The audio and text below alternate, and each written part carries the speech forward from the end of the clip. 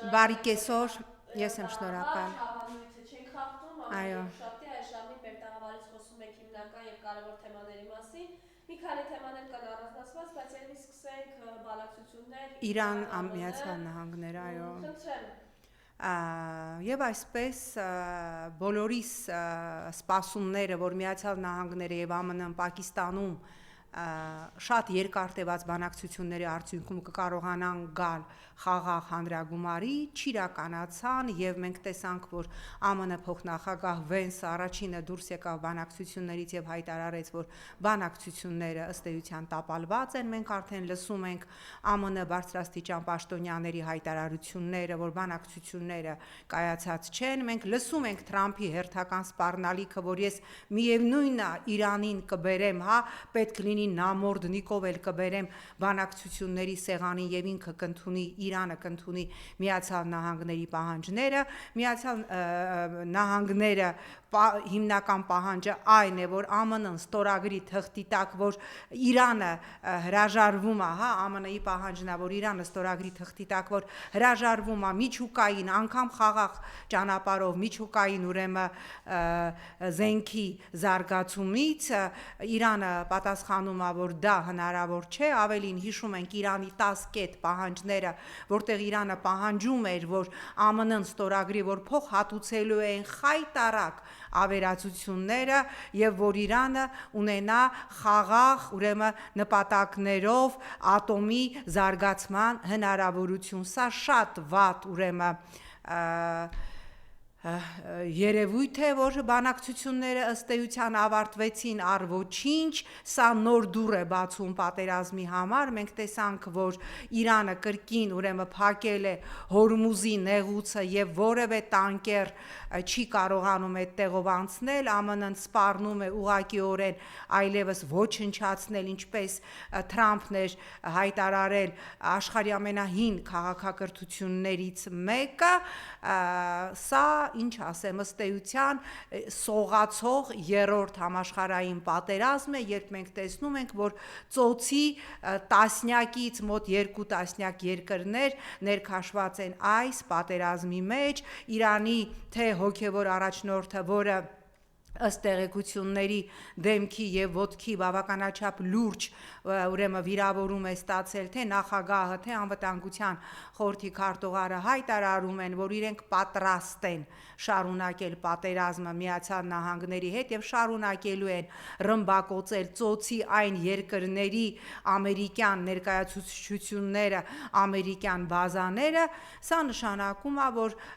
մեր փոքր երկիրը Հայաստանը հայտնվել է լուրջ բախումների կիզակետում։ Շատ իսկապես արդյունավետ կլիներ, ամենաֆանտաստիկ լուծումը կլիներ, եթե խաղաղության բանակցությունները կայանային, դա էապես ուրեմն շահեկան կլիներ նաև Հայաստանի համար, որովհետև մենք բացարձակապես չենք կարող կանխատեսել, թե վաղը ուղիղ մեր քթի տակ հարևան Իրանում ինչ իրադարձություններ կզարգանան։ Մենք բացարձակապես վստահ եմ պատրաստ չենք ընդունելու վատթարագույն զարգացումների դեպքում մոտ 100,000 Իրանում ապրող հայկական համայնքին, որովհետև մենք չգիտենք անգամ ինչպես լուծել արցախցիների բնակարանային խնդիրները, մենք ունենք վատ վիճակագրություն, որ մի քանի տասնյակ տարբեր վիճակագրություններով մոտ 47,000 արցախցիներ լքել են Հայաստանը եւ հիմնականում Ռուսաստանում են,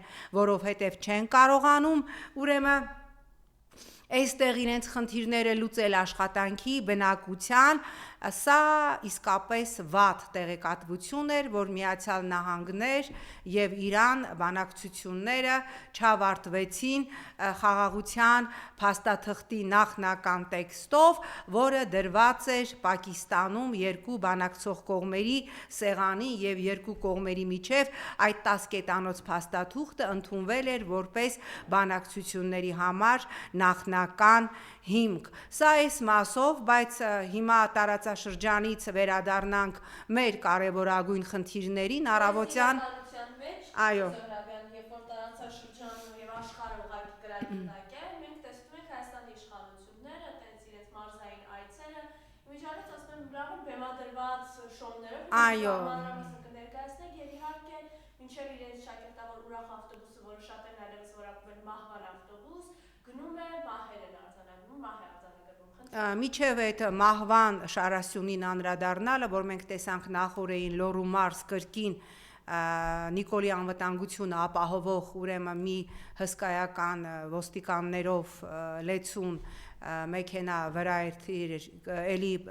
պատահար էր տեղի ունեցել եւ ունեցանք 1 զոհ, 1 տասնյակից ավելի վիրավորներ, այո, սա ես չգիտեմ, սա ինչ նախախնամություն է, սա ինչ է, որ այս մարդու ամեն մի տեղաշարժը բերում է մահ, բերում է վթարներ, բերում է ողբերգություն, բերում է ավիրացություն, բայց մինչ այս կրծած Հայաստանի քարտեզով գյուղերն ընկած քարոզարշավին անդրադառնալը, ես առավոտյան մի տեղեկատվություն մենք ստացանք, որ ռուսական հատուկ տեսչական մարմինները կրկին վերաբացել են, հիշում եք, որ հենց մի պահ լարվեցին Հայաստան-Ռուսաստան հարաբերությունները տարիներ առաջ, Ռուսաստանը հանկարծ ջերմուկի մեջ մկնդեղ հայտնաբերեց, որից իբր մահ էր եղել եւ ջերմուկի որակը դրեց կասկածի տակ։ Մենք հիմա տեսնում ենք այսօրվա հայտարարությամբ, որ նորից այդ գործը վերաբացվել է, իսկ մենք գիտենք, որ ջերմուկ գրուպը դեպի Ռուսաստան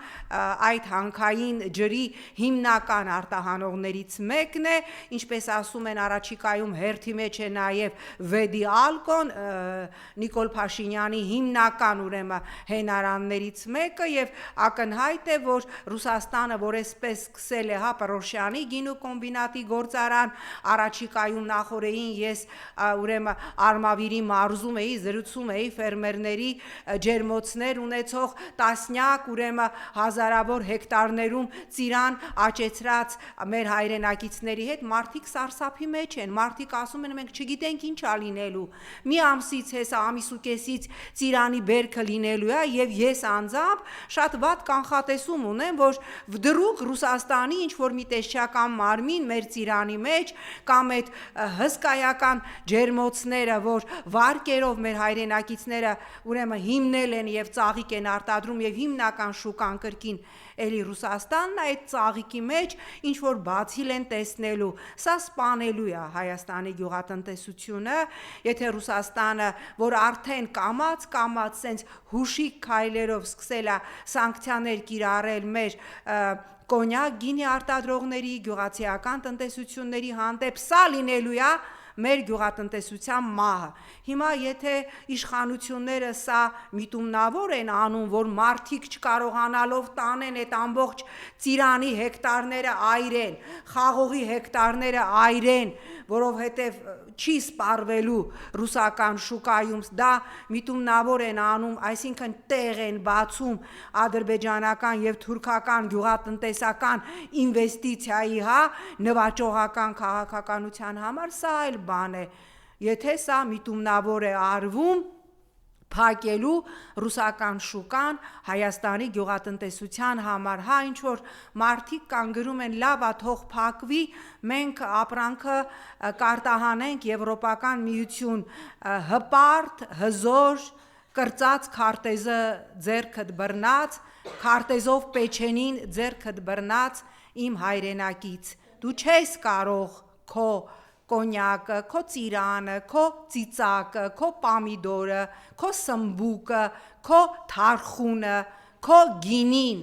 արտահանել Եվրոպական միություն, որտեղ Եվրոպական միության երկրները պարզապես քո կոկորդը կկրծեն, թույլ չեն տա Հունաստան, Իսպանիա, այն մյուս երկրներ, ովքեր արտադրում են մի Իտալիա, մի քանի տասնյակ անգամ որակյալ գյուղատնտեսական ապրանքներ եւ գինի, չեն թողելու հպարտ, հզոր, կրծած քարտեզը ձեռքդ քաղաքացի, որ դու քո գյուղատնտեսական ապրանքները, քո գինին եւ կոնյակը արտահանես Եվրոպական միություն, որովհետեւ առնվազն առաջիկա 10, գուցեև 15 տարում մեր ոչ գյուղատնտեսական ապրանքները, ոչ գինին եւ ոչ կոնյակը երբևէ չեն կարող լինել մրցունակ Եվրոպական միության շուկայում, ավելին լոգիստիկ առումով եւս դա հնարավոր չէ, միջև դու քո շատ համով ծիրանը փաթեթավորես եւ Երևան Հռոմ ռեյսով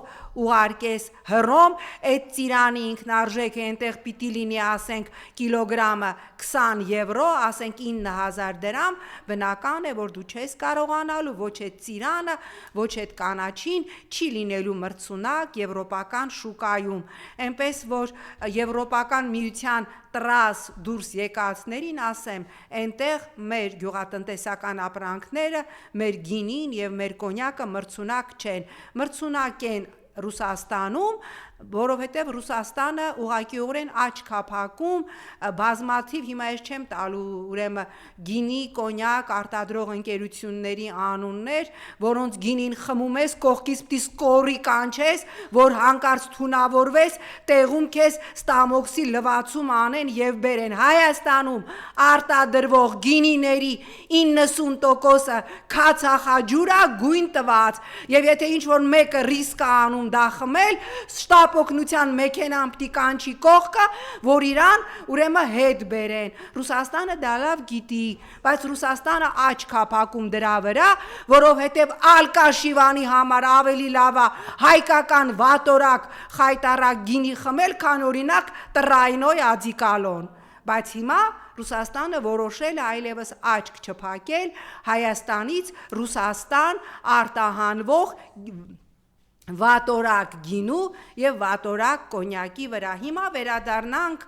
Նիկոլ Փաշինյանի այսպես գյուղերը, դռները ընկած ուրեմն քարոզարշավին նոր մարտավարություն է ուրեմն մշակված, մարտավարությունը հետևյալն է, մենք տեսնում ենք, չէ՞, սենց քաղաքացիներ են մոտենում, որ իբր դժգոհ են Նիկոլից, հա, բայց իրականում ամբողջ ենթատեքստը այն է, որ դու հզոր ես, ասում են, իբր ասում են, մենք Էս ինչ արեցիր, մենք չենք կարողանում գնալ Ռուսաստան, մեր ուրեմն թողել եմ հետ եմ եկել, որովհետև ոչ մի երկրի ղեկավար իրեն թույլ չէր տա Պուտինի հետ խոսել այնպես, ինչպես խոսեցիր դու, իրականում թվում է թե մեր բազմաթիվ հայրենակիցներ էլ այդ կտորը կտրել դրել են, որ հլտես, քաղաքացին ես ոնց Նիկոլ Փաշինյանի պորտը տեղը դրեց, բայց իրականում այդ ամենը բեմականացում է եւ այդ բեմականացման իրական նպատակը այն է, որ Նիկոլ Փաշինյանը միակ ղեկավարն է, որը Պուտինի պորտը տեղը դրեց եւ Պուտինի երեսի շփացրեց եւ այս իբր որ բողոքողներ մոտենում են, դրանց գերակշիռ մեծամասնությունը բեմականացում է, որտեվ եթե առաջվա նման Նիկոլի վրա շպրտեին պաչող պարավներ, դե ասենք դե մարզպետի մորքուրն է, համայնքապետի հորքուրի հարցն է եւ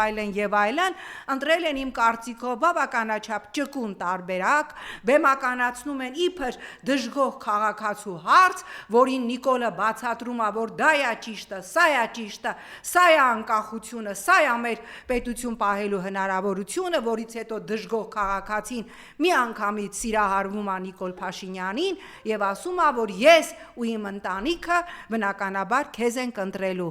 Սա այս մասով եւ քանի որ մենք տեսանք, որ Հայաստան է վերադարձել Բաքու մեկնած, այո, այո, ես ասել եմ, որ սրան հանեք, հասկանում եք, այս մարդը, սրա շարասյունը, որտեղով անցնում է մահ ավեր ու ամեն մի մահից հետո մենք հիշում ենք իմ լավ ընկեր Արմեն Գրիգորյանին, որ ասում էր սրան հանեք, որ մարդ չմեռնի Էլ ոնց ասենք, էլ ոնց ասեր Արմենը, ով մահացավ դատարանում իմ աչքի առջև։ Հիմա վերադառնանք, նայում ենք, Բաքու էին մեկնել Հայաստանի քաղաքասարակության ներկայացուցիչները, ովքեր այսօր էլի սենց հիացական պատմում են Բաքվից իրենց տպավորությունները, բայց այդ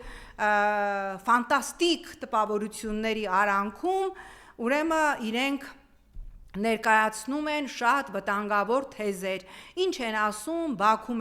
մեկնած եւ սենց տպավորված քաղաքասարակության ներկայացուցիչները ըստ էության ասում են, որ չհամարձակվեք բարձրացնել արցախցիների Արցախ վերադարձի թեման, բաց տեքստով ասեցին, եթե մենք չբարձրացնենք արցախցիների Արցախ վերադարձի թեման, ապա 300,000 ադրբեջանցիների Հայաստան վերադարձի թեմա չի լինի, դուք ստում եք լկտիաբար, դուք ստում եք անամոթաբար, որովհետև Նիկոլ Փաշինյանը քանիցս հայտարարել է, որ քանի ինքը իշխանության է,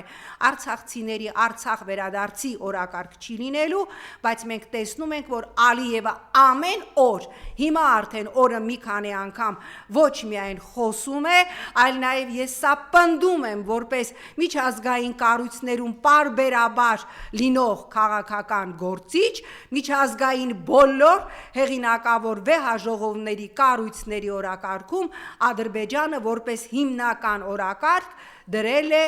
ադրբեջանցիների վերադարձը արևմտյան Ադրբեջան, ինչպես Ալիևը ասեց, այն Հայաստանը, որը ժամանակին գոյություն չի ունեցել, դա եղել են մեր պատմական տարածքները, այսինքն եղել է արևմտյան Ադրբեջանը, կրկնում եմ, դուք ստում եք անամոթաբար եւ արցախցիների Արցախ վերադառնալու հարցը կա եւ մշտապես պիտի լինի հայկական օրակարգում, ինչպես նաեւ ամեն օր բուլդուզերով ոչնչացվող Արցախի մշակութային ժառանգության հարցը։ Հիմա հարց եմ ուզում տալ ձեզ, դուք պահանջեցիք Բաքվում, որ գնաք եւ հանդիպեք Բաքվի բերդում գտնվող Արցախի քաղաքական էլիտային եւ մեր մյուս ռազմագերիներին, պահանջել եք, իհարկե ոչ, գնացել եք, իհարկե ոչ, տեսել եք, իհարկե ոչ, բարձրացրել եք հարց, որ ինչու միջև հիմա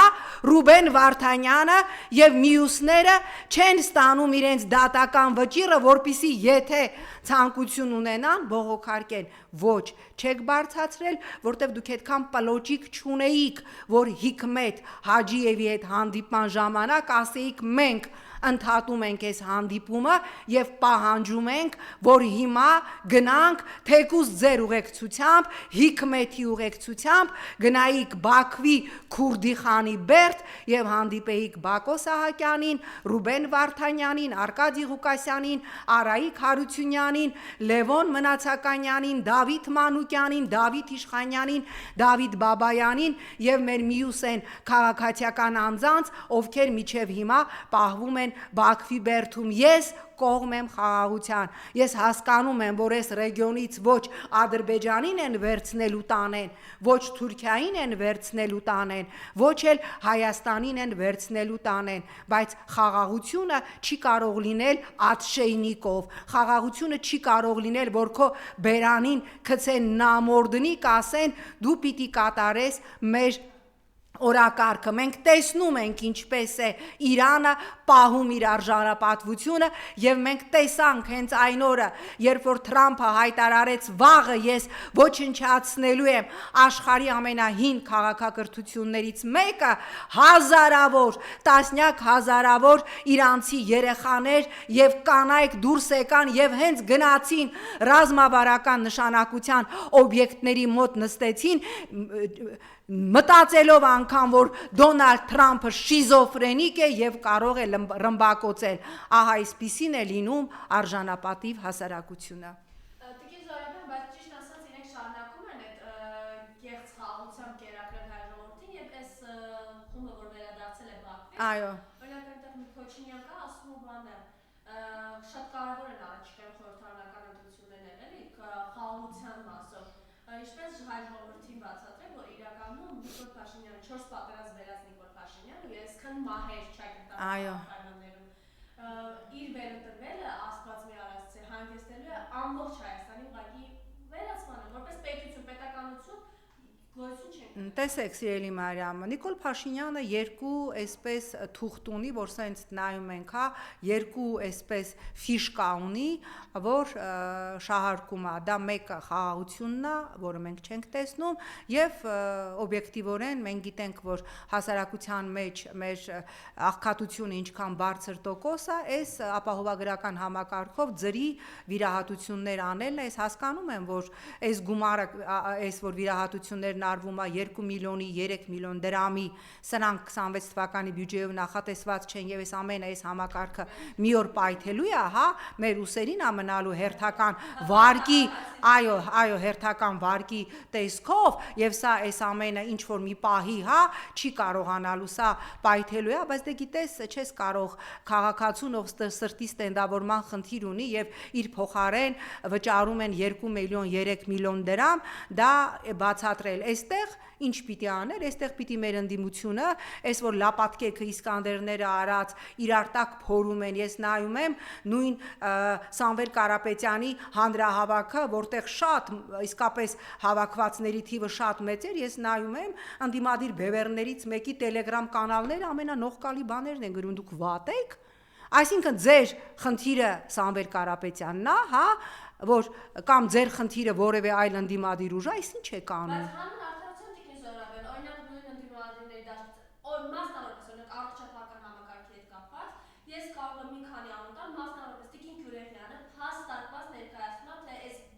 Սիրելի Մայրամ, Տիկին Գյուրեղյանը միայն չի պիտի անի, սա պիտի դառնա, հա, Գյուրեղյանը փոքր կամ միջին լսարան ունեցող գործիչ է, սա որ շատ հարգարժան տիկին է, շատ ճիշտ հասկանում է համակարգը, բայց Տիկին Գյուրեղյանի իմ մեր մյուսի լսարանները բավարար չեն, ես ամեն օր եմ այդ մասին խոսում, բավարար չեն այդ ամենը հասցնելու համար, ընդդիմությունը ոչ թե պիտի անկապ չգիտեմ ինչեր անի, պիտի ոչ թե իր հիմնական ռեսուրսը, այդ թվում մեդիա ռեսուրսը ոչ թե պիտի ծախսեն իրար դեմ պատերազմելով, իրար դեմ խրամատներ փորելով, այլ պիտի գնան եւ հասարակության հետ անկեղծ զրուցեն, ասեն սիրելիս,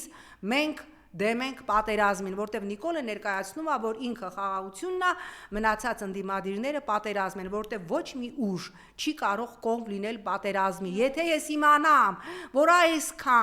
այսքան փոքր հնարավորություն կա, որ Հայաստանը, ասենք գոնե մի լավ 6-7-8 տարուց հետո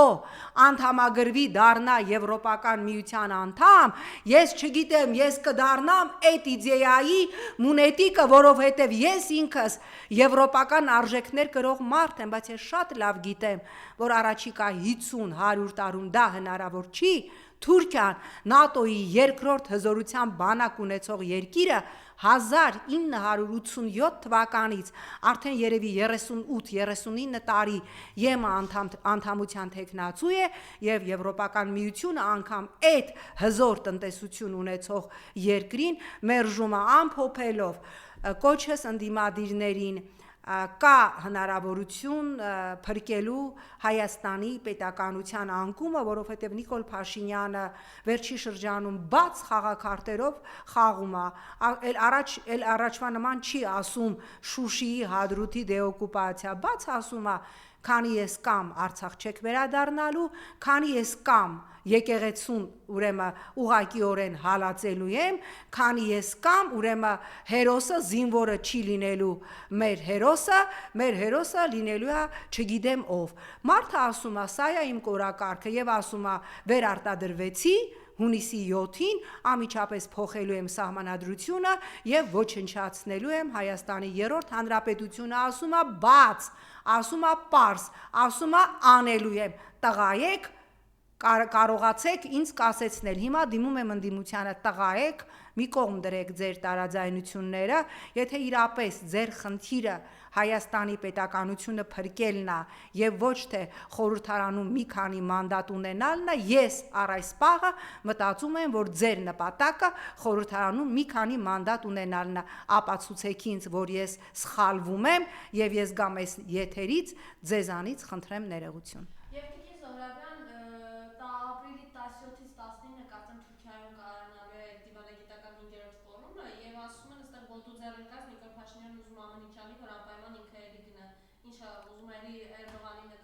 Ես չեմ բացառում, որ եթե հրավիրեն իհարկե կգնա, չգիտեմ այս ընթացքում Էրդողանը նոր գիրք գրել է, թե ոչ, եթե գրել է, հիմա էլ դա նվեր կստանա եւ ընտանիքով կկարդան։ Շնորհակալ եմ։